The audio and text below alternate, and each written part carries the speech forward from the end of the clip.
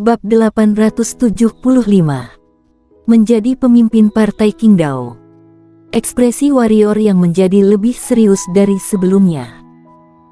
Hanya dengan pandangan sekilas, semua rahasia dalam dirinya kecuali pagoda Hongmeng telah dilihat oleh orang tua ini.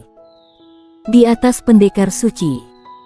Kekuatan orang tua di depannya pasti lebih tinggi dari pendekar suci. Warrior yang menekan keterkejutan di hatinya dan berkata dengan sungguh-sungguh, senior adalah leluhur pendiri Partai Qingdao. Orang tua itu berkata, keteguhan hati juga lumayan. Bahkan jika aku memberitahumu semua rahasiamu, kamu masih bisa begitu tenang. Jarang, sangat jarang, sayang sekali, sayang sekali. Setelah berbicara tentang ini, lelaki tua itu tiba-tiba berdiri dan berkata, meskipun kamu adalah musuh dari Partai Qingdao, tetapi kamu bisa datang ke sini untuk menemuiku, ini juga takdir. Bagaimana dengan ini? Jika kamu melewati tingkatan ini, aku akan memberimu sebuah keberuntungan.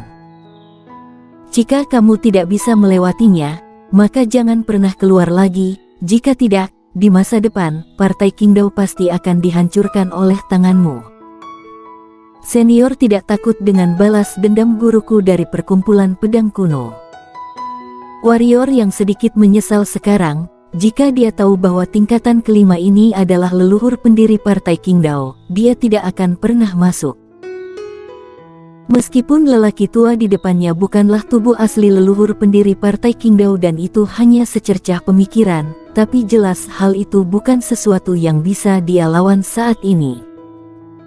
Jika kamu tidak mati, perkumpulan pedang kuno mungkin akan berjuang untukmu dan melawan Partai Qingdao.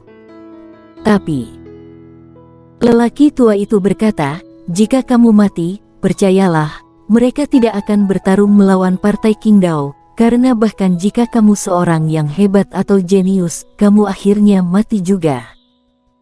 Dan jenius yang mati tidak memiliki nilai. Karena tidak ada nilai, bagaimana mereka bisa melawan Partai Qingdao demi dirimu? Warrior yang terdiam karena orang tua itu benar. Jika lelaki tua itu membunuhnya secara langsung sekarang, perkumpulan pedang kuno mungkin akan menyerang, tetapi mereka pasti tidak akan menggunakan seluruh perkumpulan pedang kuno untuk melawan Partai Qingdao kecuali dia tidak mati. Aku tidak bisa menyalahkan perkumpulan pedang kuno untuk ini, tapi aku harus menyalahkan diriku sendiri atas kematian kali ini. Setelah merenung sebentar, warrior yang berkata, sepertinya aku tidak punya pilihan. Kamu benar-benar tidak punya pilihan. Lelaki tua itu berkata, jadi, apakah kamu sudah siap? Warrior yang mengangguk dan berkata, ayo, biarkan aku melihat apa alasan sebenarnya bahwa tidak ada yang bisa melewati rintangan Partai Qingdao selama puluhan ribu tahun. Bukan apa-apa, itu hanya pertanyaan sederhana. Kamu hanya punya satu kesempatan untuk menjawab, jika benar, hidup, jika salah, mati. Kata lelaki tua itu. Ayo mulai, kata warrior yang. Apa itu Dao? Ekspresi lelaki tua itu tiba-tiba menjadi sangat serius. Apa itu Dao? Setelah mendengar ini, warrior yang mengerutkan kening. Tapi segera, alisnya terentang lagi, lalu tangannya mengepal, mengangkat tinjunya dan berkata, ini Dao. Kamu percaya diri? Lelaki tua itu berkata, sayangnya, tinju bukan Dao. Jadi, kamu kalah. Warrior yang berkata, ada 3000 jalan di dunia. Setiap orang memiliki Dao masing-masing. Mengapa kamu mengatakan bahwa tinjuku bukan Dao? Kalau begitu katakan padaku, mengapa tinjumu adalah Dao? Kata lelaki tua itu. Jika tinjuku besar, maka saat aku katakan itu Dao, itu adalah Dao, sesederhana itu. Warrior yang menatap lelaki tua itu secara langsung dan berkata. Orang tua itu memandang warrior yang untuk sementara waktu dan kemudian berkata, tapi tinjumu sepertinya tidak cukup besar. Ini akan menjadi lebih besar. Kata warrior yang. Bagaimana jika orang lain tidak membiarkan tinjumu tumbuh lebih besar? Kata lelaki tua itu. Warrior yang berkata, jika langit menghalangiku, aku akan membunuh langit. Jika bumi menghalangiku, aku akan membelah bumi. Jika orang menghalangi aku akan membunuh mereka. Jika seluruh dunia menghalangiku, aku akan membunuh satu orang dalam 10 langkah. Membunuh seluruh dunia. Ini jalan Daoku. Setelah terdiam, lelaki tua itu memandang warrior yang dalam diam untuk waktu yang lama. Energi hitam di tubuh warrior yang mulai bekerja. Selama lelaki tua itu sedikit bergerak, dia akan segera mengambil inisiatif. Bukan untuk saling membunuh, tapi untuk bertahan. Ada master perkumpulan pedang kuno di luar. Selama dia bisa menahan 1 atau 2 tarikan napas, dia akan memiliki peluang besar untuk bertahan hidup. Lagi pula, lelaki tua ini hanyalah secercah pikiran, bukan tubuh asli. Setelah waktu yang lama, lelaki tua itu berkata, kamu benar-benar cocok untuk kultivasi pedang. Senior mengenali Dao aku. Warrior yang berkata. Lelaki tua itu menggelengkan kepalanya dan berkata, membunuh bukanlah cara yang benar. Semakin ingin membunuh, semakin besar sifat jahatnya. Jika kejahatannya besar, ketika kamu menerobos ke tingkat pendekar suci di masa depan, kamu akan menghadapi kesulitan yang besar. Tidak hanya pendekar suci, itu juga akan menjadi puluhan kali lebih sulit daripada yang lain dalam peningkatan lainnya di masa depan. Lalu senior akan membunuhku. Warrior yang berkata. Orang tua itu menggelengkan kepalanya lagi dan berkata, meskipun membunuh Dao bukanlah cara yang benar, itu juga Dao, tetapi itu adalah jalan Daomu. Karena ini adalah Dao, maka kamu secara alami telah melewati tingkatan ini. Jangan khawatir, aku tidak akan mengingkari janjiku. Setelah berbicara, lelaki tua itu tiba-tiba mengangkat kepalanya dan melihat ke langit dan berkata, warisanku, ada 2 jenis, yang satu disebut jurus 9 dewa kematian, seperti namanya, teknik ini setara dengan 9 kematian. Tentu saja, tidak benar-benar mati. Istilah kematian di sini mengacu pada penghapusan basis kultivasi dan kultivasi ulang. Penghapusan basis kultivasi. Kultivasi ulang.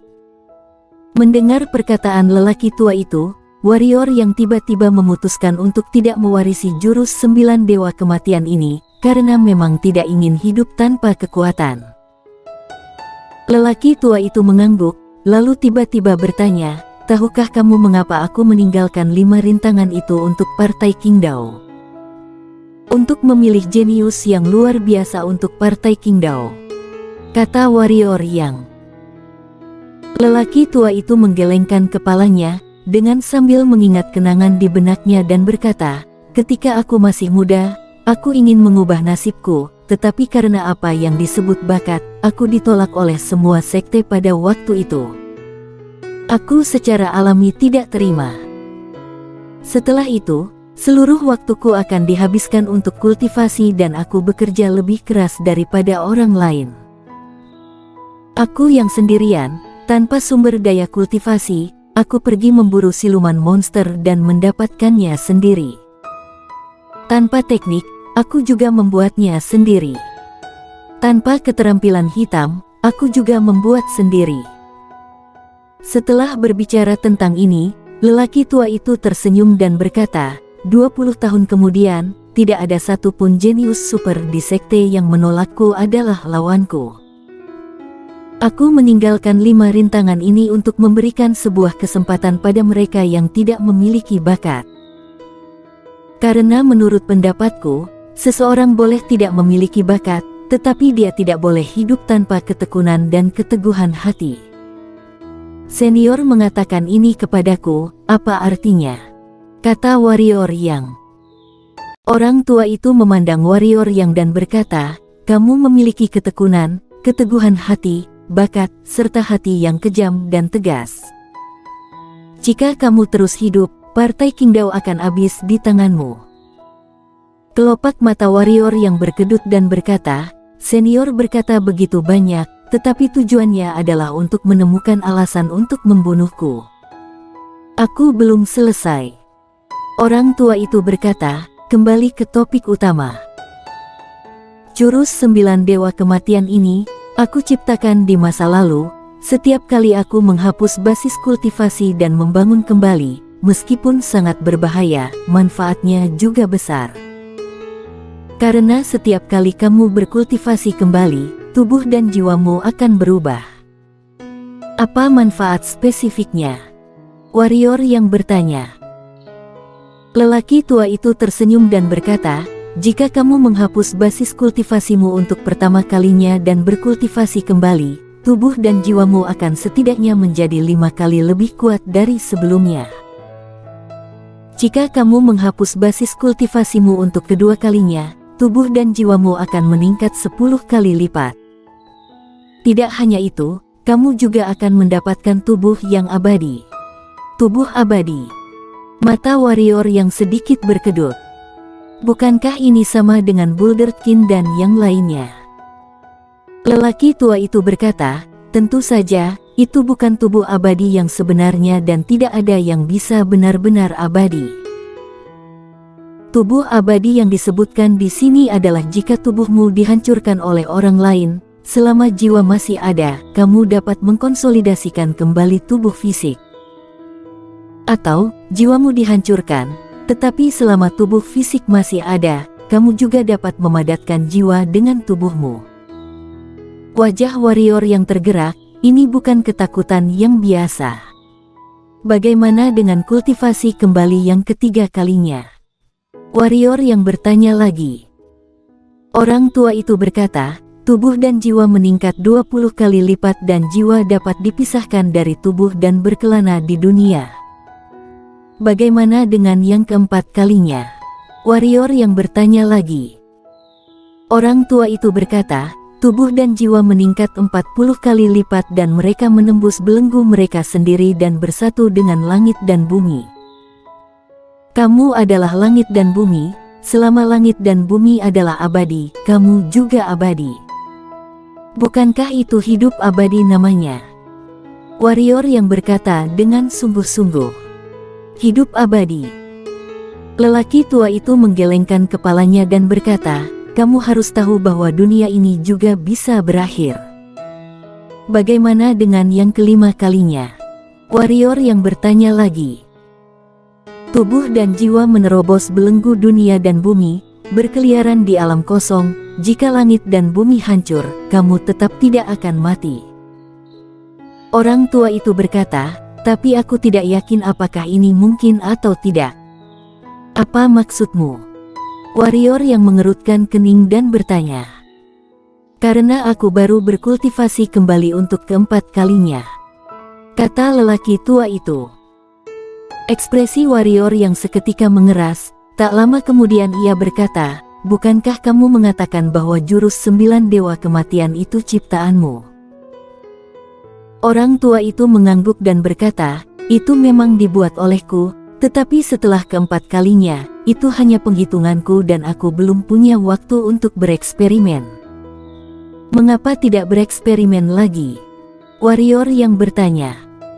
Orang tua itu berkata, pertama-tama, ada 2 masalah besar. Pertama, kekuatanku saat ini telah mencapai tingkat tertentu. Kalau ingin melakukan penghapusan, aku tidak begitu berani lagi. Kedua, aku memiliki banyak musuh sekarang dan ada banyak musuh yang ingin menyerangku. Bisa saja di detik berikutnya akan ada orang yang membuat rohku binasa dan akan membuatku tak bisa lahir lagi. Warrior yang.